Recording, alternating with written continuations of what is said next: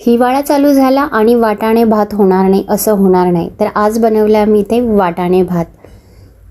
ही traditional Marathi recipe आहे, पण ही सणासमारंभात, छोटेखानी पार्टी, बर्थडे किंवा आता नवीन येणारे आपले बोरनहाण यासाठी एक स्पेशल रेसिपी आहे मुलांसाठी. करू.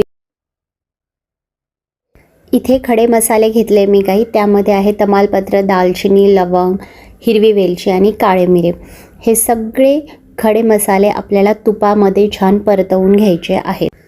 त्याचबरोबर मी इथे जिरा राईस घेतलेला आहे. तो स्वच्छ पाण्याने धुवून मी त्याला 5 मिनटात भिजत ठेवलेला आहे. 3 चमचे मी इथे तूप वापरलेलं आहे. तूप छान गरम झाल्यानंतर सगळे खडे मसाले आपल्याला 1 ते 1.5 मिनटं फक्त परतवून घ्यायचे.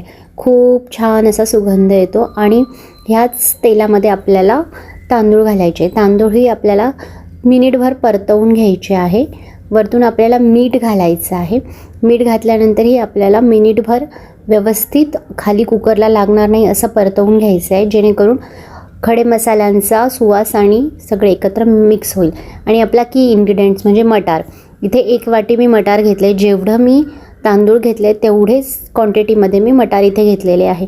मटार आणि तांदूळ छान मिक्स करून मी इथे ज्या वाटीने तांदूळ घेतले होते त्याच वाटीने मी 2 वाटी पाणी घेतलेले आहे. म्हणजे 1 वाटी तांदूळ, 1 वाटी मटार आणि 2 वाटी पाणी असं छान मिक्स करून घेतलेलं आहे.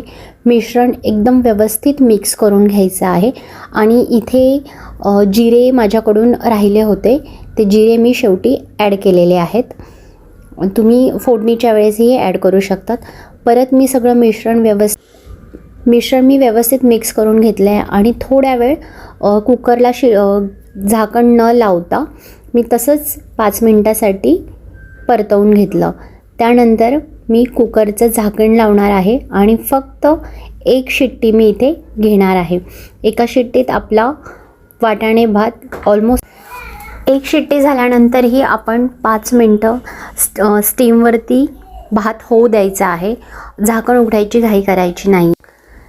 इथे 7 मिनटं झाले आणि तुम्ही बघू शकता अतिशय मोकळा, बासमती तांदळाचा वापर न करताही भात अतिशय छान मोकळा झालेला आहे. आणि खड्या मसाले टाकल्यामुळे सुवासही उत्तम येतो. सर्व करताना आपण खडे मसाले काढून जरी मुलांना दिलं तरी ते त्यांना टेस्टी लागतं.